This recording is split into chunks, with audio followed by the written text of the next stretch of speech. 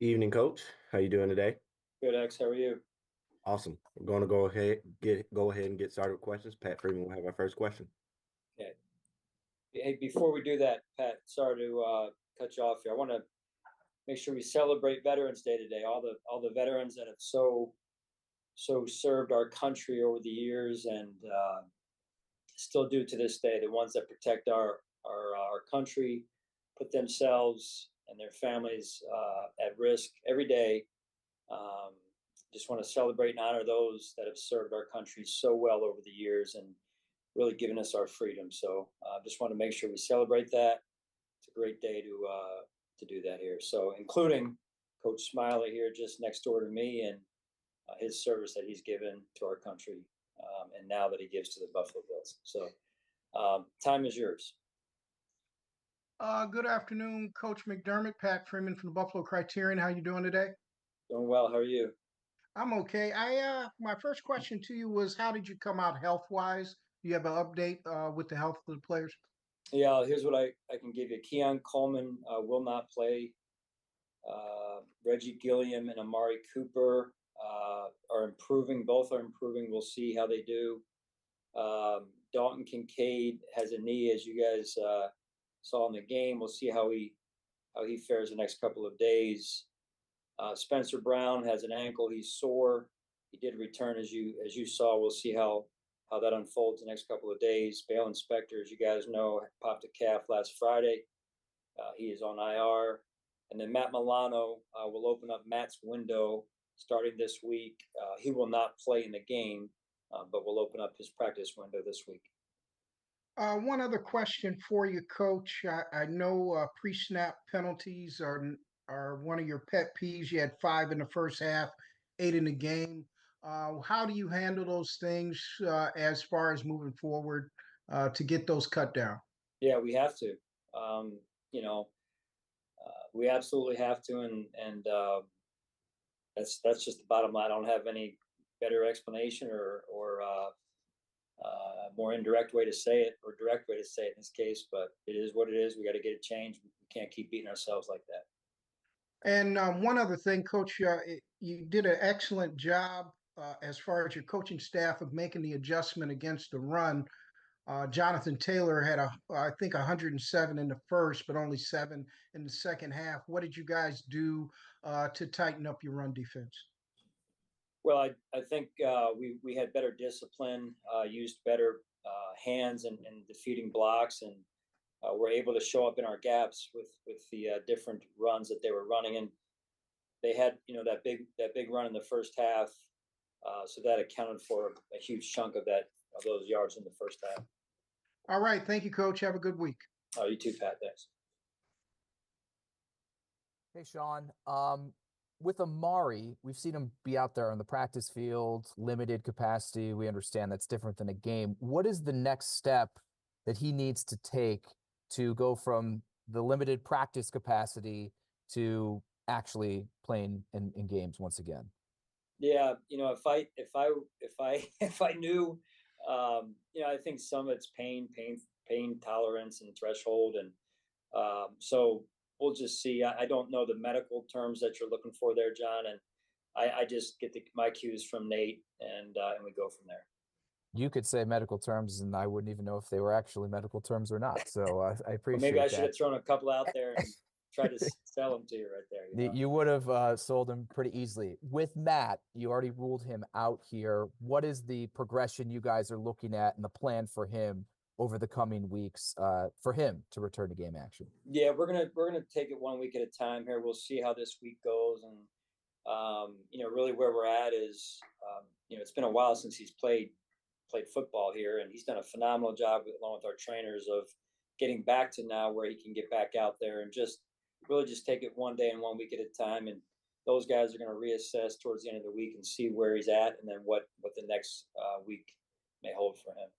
And then with just that group of Amari, Reggie, Spencer, Dalton, more short than long term, no IR discussions for any of them? Don't believe so at this time. Again, like, we're going to see how it unfolds, as I said, for all those guys as we move forward here. Cool. Thanks, Sean. Sure. Hey, Sean, how are you? Good. How are you? Good. Yesterday on the broadcast, at one point, and I don't know if you were doing it to Josh, so you could correct me or say you don't know what I'm talking about, but it looked like you kind of were like motioning to somebody, like kind of like just to breathe. Was that to Josh? And I'm interested, you know, we think of him so far down the line in his evolution and maturation. How much do you at times still take it upon yourself for any of your players, but Josh in particular, to kind of remind them in the moment to breathe and just take it one play at a time? Yeah, no, I was actually talking to myself there, Matt. I do that at home sometimes as well, just talking about, hey, breathe, right? No, I mean, it may have been Josh, it may have been another player. Just trying to keep them in the moment, and you know that you have a good play, you have a bad play, and just to try and make sure that they're slowing their heartbeat down and taking it one play at a time. And those guys do a great job of that, led by Josh. There's so much ebb and flow week by week in the NFL world community. Who's up, who's down, and you look at a Kansas City Chiefs team that has re-envisioned what they are year after year, and this year obviously undefeated, finding ways to win.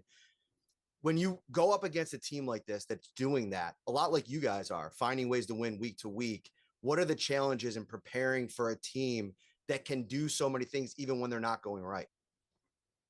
Right, I think it's two good teams, number one, and then when you have their history of winning, it brings them to me about a degree of poise and composure when they're in these situations that they've been in this year or even last year and through the playoffs. One of the things I was that we respect and I was impressed by as they went through the playoffs, going here and then or coming here and then going to Baltimore, both on the road, both in close games, and they were very poised throughout. So it's certainly something that comes with probably winning over the years and winning Super Bowls. And then lastly on Dalton, do you have the specific play where it happened? Was it on the play where he was a little bit of an overthrow and it looked like he came down on his knee? Yeah, I don't Okay. I don't have the specific play yet. Okay, thank you. Sure. Hey, Sean, just wanted to follow up on Keon. When we talked on Friday, you said IR had been discussed, but it didn't seem likely. Has that changed at all for Keon Coleman? No, Catherine. It's we still feel, as far as I'm being told by the trainers, we still feel like he is improving. It's just not a situation where we expect him back this week. Thanks. Sure. Hey, Sean, John Worrell. Hi, John. Knowing this doesn't at all ease the past playoff losses against Kansas City, but what do you hope to see out of your team going into this, coming out of this weekend? Did you say going into or coming out of? Coming out. Coming out of this weekend. Well, we're so focused on ourselves, John, and making sure we're growing week to week. Certainly, have a ton of respect for the opponent. Like I said, we try and do that every week, and making sure we respect our opponent, we put in the proper time, and those are the things that we can control as we go into this week here. What of the fact that, this has become an annual, they're almost as if they're part of the division, and the fact that you see them once, if not twice a year, what do you make of what this stands for? I guess just the casual viewer who's going to be tuned in on Sunday. Yeah, another football game. Quite honestly, two good teams, two well-coached teams with really good quarterbacks, and people like to watch really good quarterbacks play and play at a high level. So I think it'll make for a good, solid game and a high level of competition. Fair enough. Thanks, Sean. Sure. Hey, Sean, thanks for taking the time this afternoon to talk to us. I appreciate it. Josh had mentioned after the game yesterday that you look ahead to Kansas City, it's just a week 11 game. It's another game. And I know if you talk to most of the guys in your locker room, that's how the approach is going to be. But given the history of this matchup between you guys in Kansas City and what this matchup has meant in the regular season and the playoffs, is there an aspect to maybe that you hope maybe your players lean into to kind of get an edge for this kind of game? Or how do you want to see them just approach that this week?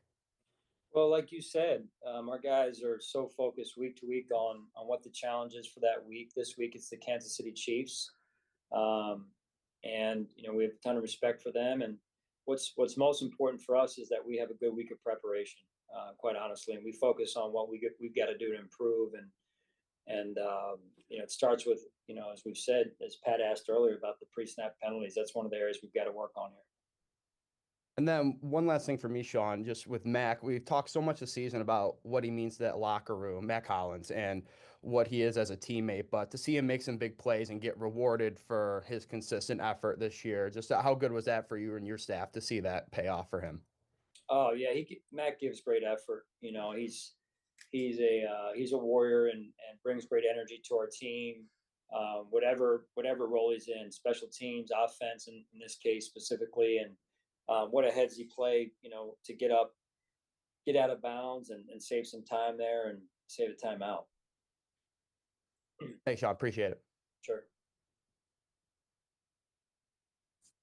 Coach Mookie Hawkins, Waffle Sports 1080. Great win yesterday. Thanks, buddy. Appreciate you. Just care to assess yesterday's victory. Gritty win. We played really good in some spots and not so well in others. And it's a journey in the NFL week to week, right? Who's available? What can you do? What positions can you put them in? And scheme some things up for them. And I thought Joe and Bobby and Matthew Smiley did a great job of that yesterday, and their staffs as well. So we just take it one week at a time and keep trying to grow. Absolutely, Coach. And it is Veterans Day. So, what does Veterans Day really symbolize to you? Well, freedom, number one, and freedom that came at a cost, right? To all those who have served our country so well over the years and given themselves, their time, their energy, their lives in a lot of cases for our country and our freedom. And I don't take that for granted one bit. I'm certainly grateful for it, and grateful that we can grow up in a country like ours in the United States of America. Absolutely, Coach. One more, if I can. One veteran that served his energy and time with your program is Micah Hyde. Is there a possibility that he may get an itch and come and reunite with you guys? That's a question for Brandon. You know me. I'd love for Micah to be sitting right next to me right here. He's such a good friend, and he's meant so much to this organization over the years. So that's a question more so for Brandon. Absolutely, Coach. Hey, we in the Class B final, so we back at your crib this Friday night versus South Park. Congrats, man. Congrats. Great year. Thank you, Coach. Hey, Sean, AJ Feldman here in Rochester. Thanks for taking some time. Sure.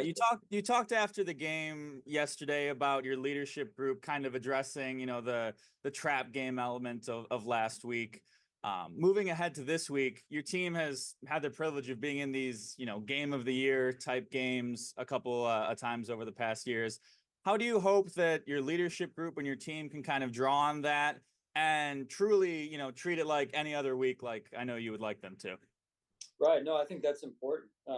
You just take the season one week at a time, take them as they come in terms of who we play. And, like I said, we always have a great amount of respect, I believe, for the opponent. I think that's a great place to start every week. And we expect, what we expect from ourselves is to put in a lot of time in our preparation.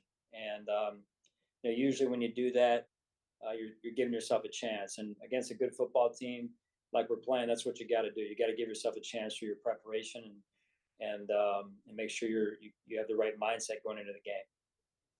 You're now on a 5-game winning streak after the couple of losses there. Your teams in the past have kind of had a knack for bouncing back from a loss, a losing streak with a stretch of wins. What do you think has allowed this team to do that over the past month or so?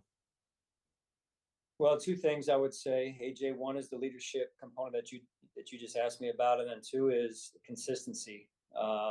Just believe in being consistent with our process, with our approach, and making sure we get things corrected where we need to get them corrected. And we're not perfect, but just trying to continue to take things one day at a time. All right. Thanks for your time. Sure thing. Hey, Coach, if you look at a point margin with both teams in the second half, the Chiefs and the Bills are top 5. The Bills sit second in the NFL at plus 77. Why is taking advantage of every single drive in the first half of this game so important when facing a team that's really good in the second half? Yeah, no, good point, Matt. Every drive is important. Every play is important against teams like this. Really every week, to be honest with you. You saw plays yesterday that really were pivotal plays in swinging the game one way or the other. And you just never know the play that's going to make the difference. I mean, the fumble and the kickoff return, Alec Anderson goes into that scrum, if you will, and comes out with the football. And just plays like that make a huge difference in the outcomes of games.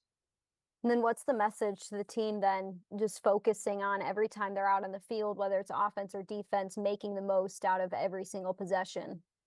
Well, it's to really play to our standard. Every play is looked at as, hey, did we play to our standard? Did we not? And the guys know what that is, and they're the ones that drive that, quite honestly. So that's the accountability that we share and with one another. So I just think that when you go out there, they try and execute every play to the best of their ability, and there's a good defense and a good offense on the other sideline too. So, and a good special teams unit. So they make it hard. That's why the NFL is what it is. Thanks, Coach. Sure. Hey, Sean. Joe has talked a lot about how he wants player input on what plays he runs and likes to run plays that players advocate for or want to see out there. What is your kind of view of that, and how have you kind of seen Joe evolve that into his play calling? I think giving players ownership and input is important. Seeing it through the eyes of the helmet. They're the ones that are out there trying to run, said play in this case. So I think that dialogue, that feedback from the players is important. The buy-in that you want from the players to want to run the play, to want to hear that play called in the huddle, and I think that's an important aspect of being a good coach.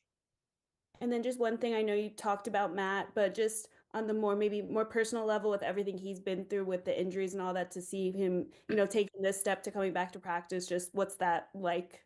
Yeah, I mean, you guys haven't been able to see Matt over the last, I guess, probably a year and a half, almost now, a year and change after his injury last season. But, like I mentioned a few weeks ago, Atlanta, he's been back in the building more this year after this year's injury.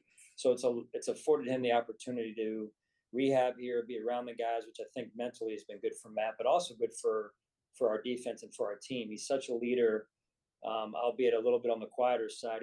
He's a great player, so he's able to lead by example and influence people in the right ways for us here. And that's been great to see and great to have. And now just super happy and excited for him to get back out there and start to get in the flow again of the game of football. And that'll be good for him this week, I think. Awesome. Thank you. Sure. That's all we have today, Coach. Thanks. All right. Thanks, guys. Have a good week.